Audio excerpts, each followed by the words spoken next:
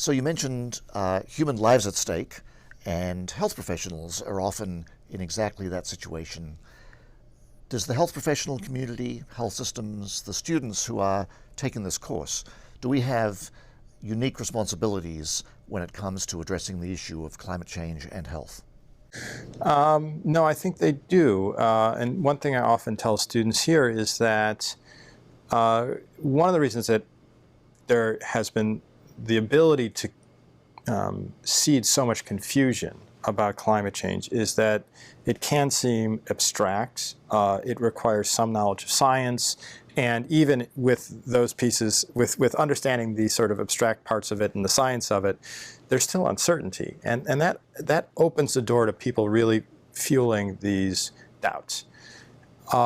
Students at schools of public health, at medical schools, who are going to be the ones that are asked by people who are everyday citizens, who are politicians, whatever walk of life, about what's at stake here, need to understand not just the public health consequences, but something about the science, and need to be able to communicate that in a way that matters to the populations they're speaking to. Be it physicians, public health practitioners, people in government who work in public health. These are essential pieces of knowledge in the same way that anyone graduating from the School of Public Health would need to know something about maternal child health, epidemiology, and biostatistics.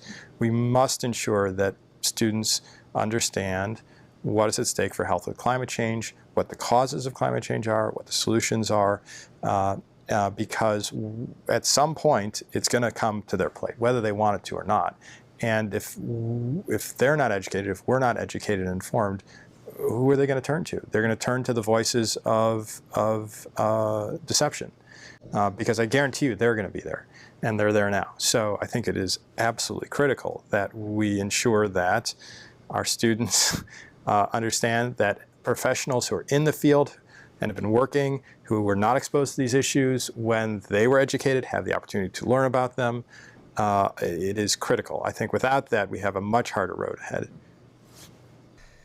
So Ari, let's just fantasize that you were omnipotent, you had a magic wand, and you could change one thing in the world about our attitude to climate change. What would that one thing be?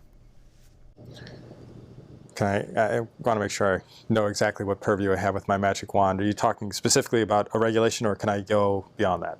You can go beyond that. I can go beyond that. Okay. So I think if I had a magic wand, I would make clear in every human being's mind that climate change is one of the most important determinants, if not the most important determinants, of their health, and especially of their children's health. And I think at an emotional level, in the same way that many people now would never smoke a cigarette because they know it could kill them, that sort of emotional understanding was there for climate change, that putting greenhouse gases in the atmosphere was equivalent to smoking cigarettes, and that if you really got that, you wouldn't do it, even if you're addicted or potentially addicted.